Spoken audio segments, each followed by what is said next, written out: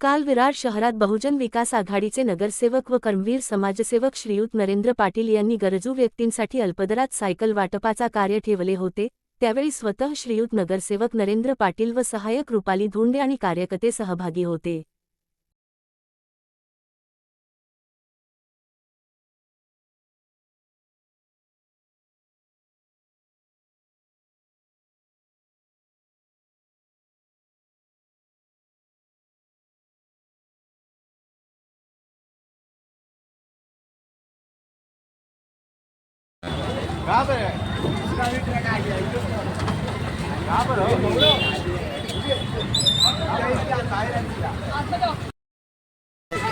Cycle वाटप आहे।